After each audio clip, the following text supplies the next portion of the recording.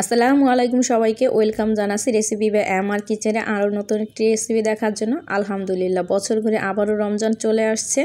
রমজান মাসে ইফতারে আমরা নানান ধরনের আইটেম খেয়ে থাকি, তবে ঠান্ডা কিছু হলে কিন্তু সবচেয়ে বেটার হয়।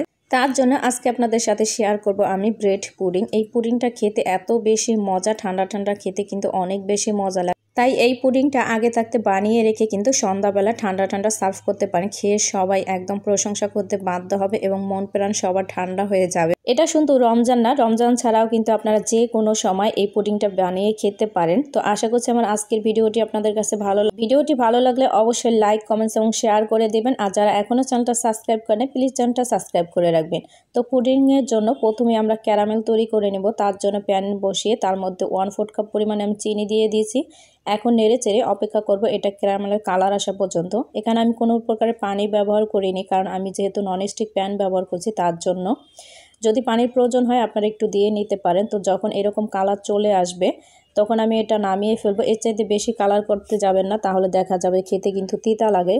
তো আমি যেই পাত্রের মধ্যে পুডিংটা বসাবো সেই পাত্রের মধ্যে আমি ক্যারামেলটা ঢেলে নিচ্ছি। আমি এখানে আজকে কেক মোল্ড নিয়েছি। আমি এখানে 6 ইঞ্চি সাইজের কেক মোল্ড ব্যবহার করছি। ক্যারামেলটা দিয়ে সাথে সাথে এইভাবে ঘুরিয়ে ঘুরিয়ে চতুর্দিকে ছড়িয়ে দিতে হবে, না হলে কিন্তু এটা জমাট বেঁধে যাবে। দেখেন, এটা কিন্তু গরম থাকা অবস্থায় এই কাজটা করে নিতে হবে। তো খুব ভালোভাবে ছড়িয়ে নেওয়া হয়ে গেলে এখন এর উপর দিয়ে আমি কিছুটা তিল দিয়ে দিচ্ছি, সাদা তিল। এটা আসলে দেখার সৌন্দর্যের জন্য, আপনাদের হাতের কাছে যদি না থাকে সেক্ষেত্রে না দিলেও চলবে। তো এটা একটা সাইডে রেখে দিচ্ছি। অন্য একটি মিক্সিং বলে নিয়ে নিচ্ছি আমি রুম টেম্পারেচারে থাকা 2টো ডিম। আজকে 2টা ডিমই লাগবে এই পুডিংয়ের জন্য। তো ডিম দুটো দেওয়া হয়ে গেলে এখন এখানে চিনি নিয়ে নিচ্ছি 1/4 কাপ পরিমাণ। চিনিটা দেওয়া হয়ে গেলে এখন একটা হ্যান্ড উইচের সাহায্যে খুব ভালোভাবে ডিম আর চিনিটাকে মিশিয়ে নিতে হবে যতক্ষণ না পর্যন্ত চিনিটা গলে যাচ্ছে। তবে এটা কিন্তু ফর্ম করা যাবে না। চিনিটা যখন গলে যাবে তখন এর মধ্যে দিয়ে দিচ্ছি আমি 1/2 চা চামচ ভ্যানিলা এসেন্স। ডিমের গন্ধটা যাতে করে এই পুডিংয়ে না আসে তার জন্য ভ্যানিলা এসেন্সটাকে খুব ভালোভাবে মিশিয়ে নিতে হবে। মেশানো হয়ে গেলে এখন এর মধ্যে দিয়ে দিচ্ছি আমি দুধ। আগে থাকতে জাল করে রেখেছিলাম। আমি গরুর দুধ ব্যবহার করছি এখানে 1.5 কাপ পরিমাণে। যদি আপনারা গরুর দুধ ব্যবহার করেন সেক্ষেত্রে চেষ্টা করবেন দুধটাকে আগে থাকতে জাল করে রেখে ঠান্ডা করে তারপর ব্যবহার করার জন্য। আর যদি হাতের কাছে গরুর দুধ না থাকে সেক্ষেত্রে আপনারা প্যাকেটের দুধও ব্যবহার করতে পারবেন পানি দিয়ে গুলে। দুধটাকে দিয়ে খুব ভালোভাবে মিশিয়ে একটা সাইডে রেখে দিয়েছি।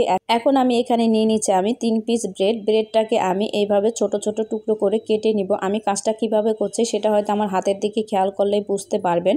তো এইভাবে ছোট ছোট টুকরো করে ব্রেডটাকে কেটে নিতে হবে।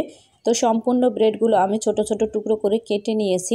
এখন এই টুকরো করা ব্রেডগুলোকে আমি একটা সাইডে সরিয়ে রেখে আগে থাকতে যে দুধ আর ডিমের মিশ্রণটা রেডি করে রেখেছিলাম সেই বাটিটা নিয়ে নিচ্ছি। দুধ আর ডিমের মিশ্রণটাকে আবারও একবার নেড়েচেড়ে মিশিয়ে নিয়ে এখন এই ব্রেডগুলোকে আমি এর মধ্যে দিয়ে দিচ্ছি।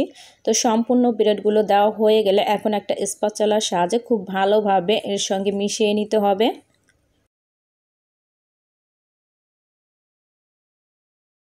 ব্রেডগুলোকে খুব ভালোভাবে দুধের সঙ্গে মেশানো হয়ে গেলে এখন এটা ধরে আগে থাকতে যে পাত্রটা আমরা রেডি করে রেখেছিলাম সেটার মধ্যে সম্পূর্ণ পুডিংয়ের মিশ্রণটাকে নিয়ে নিচ্ছি। পুডিংয়ের মিশ্রণটাকে নেওয়া হয়ে গেলে এখন একটা স্প্যাচুলার সাহায্যে সমান করে দিতে হবে।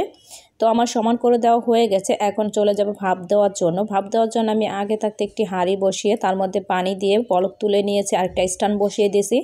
এখন সরাসরি আমি এই স্ট্যান্ডের উপরে বাটিটা বসিয়ে একটা ঢাকনা দিয়ে ঢেকে দেবো 20 থেকে 25 মিনিটের জন্য। ফিরে আসলাম 25 মিনিট। এখন আমি এটাকে বের করে বাইরে রেখে ঠান্ডা করে নর্মাল ফ্রিজে রেখে দিয়েছিলাম আধ ঘন্টার জন্য। এখন আপনাদেরকে আমি মোল্ড আউট করে দেখাচ্ছি পুডিংটা। তো একটা নাইফের সাহায্যে চারোদিক থেকে একটু ছাড়িয়ে নিচ্ছি যাতে করে বের করতে সুবিধা হয়। এখন একটা প্লেটের উপরে তুলে নিই। মাশাআল্লাহ, দেখেন পুডিংয়ের কালারটা কতটা সুন্দর আসছে। আমি উপর দিয়ে আরও কিছুটা তিল ছড়িয়ে দিচ্ছি যাতে করে দেখতে আরও বেশি সুন্দর লাগে। আপনাদেরকে আমি পুডিংটা আরও কাছ থেকে দেখিয়ে দিচ্ছি। দেখেন দেখতে কতটা মাশাআল্লাহ সুন্দর লাগছে। এইভাবে কিন্তু পরিবেশন করলেও দেখতে অনেক বেশি সুন্দর লাগে। তিল দেওয়ার কারণে কিন্তু পুডিংটা বেশি সুন্দর লাগছে। তো এখন আপনাদেরকে আমি পুডিংটা কেটে দেখাবো আসলে ভেতরটা কেমন হয়েছে। আমি একটা ছুরি দিয়ে কেটে নিচ্ছি। এই পুডিংটা দেখতে যতটা সুন্দর লাগছে খেতেও কিন্তু আলহামদুলিল্লাহ অনেক বেশি মজা হয়েছিল। তাই একবার হলেও বাসায় ট্রাই করে দেখবেন, ইনশাল্লাহ ভালো লাগবে।